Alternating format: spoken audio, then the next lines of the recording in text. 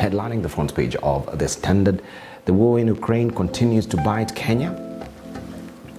And we can see it says Kenyans suffer as the Ukraine war hits food prices. That is what we have as the splash on the front page of the Standard this morning. It's all about the economy. Kenya buys wheat, remember, and fertilizer from Russia and Ukraine, and both countries have banned exports, meaning cost of bread and farm inputs will rise. Shilling has weakened against US dollar, so cost of national debt has gone up. And of course, every mid-month we know that the fuel prices are bound to go up. So we'll see. The other time it was not really revised up, they maintained it. But in light of what is happening right now, we have EPRA who will be revising the fuel prices. So today is the 14th. That might be happening today or tomorrow. We'll see also how that really pans out. But this story is well fleshed out for you on page 4 of the Standard today. 172 shillings, that is the cost of a 2 kg packet of wheat flour. The cheapest brand cost 100. It costs 150 shillings, up from 140 2 weeks ago. We have 6,500. That is the cost of a 50 kg bag of fertilizer. Kenya imports the bulk of its fertilizer from Russia and Ukraine, if you may remember. Also 114 shillings. This is the exchange rate of the shilling against the dollar. This has made imports more expensive. And we have IMF Managing Director saying, this is Kristalina Georgieva saying, other than increased food prices, let me try and expand that so they can see it clearly.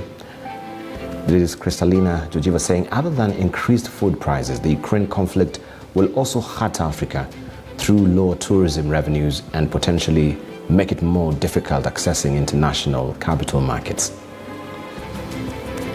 That's about there from Kristalina Georgieva, IMF Managing Director. Even as we're easing off the COVID-19 protocols that now will make business environment more friendlier, we can see this is another shoe drop that is happening right now with the Ukrainian war. So we're smarting from just the COVID-19 war now to the actual war that now we are bearing the brunt of that crisis in Ukraine. You can follow the story on page 4 as I've mentioned. Now Kalonzo hits out at Raila Gilu for Azimio standoff. Wiper Bull says Odinga delayed signing of deal because he did not want anything to do with Oka, and that Ngilu did not want him to benefit from joining Azimio. You can find all the details now on page 6. Does it really matter now that he's joined? But you can read all the details on page 6 of the Standard today. Also, students here, I wanted to be president. This is Tracy Wanjiru. She says, I believe it was time for youth to take over, but was locked out of UDA arrest due to lack of a degree. And that is a story you want to follow on page 28 of the Standard this morning. She's a student at the university, but of course, student measure as far as qualifications is concerned, that's how it has to go. Looking at the teaser, Ruto criticizes Uhuru, revives ICC case ghosts. You can follow the story on page 12.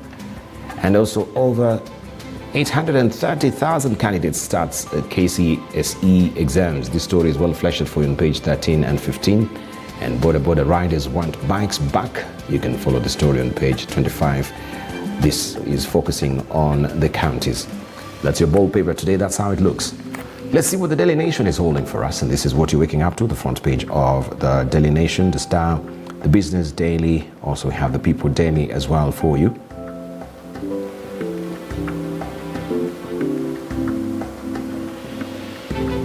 The Daily Nation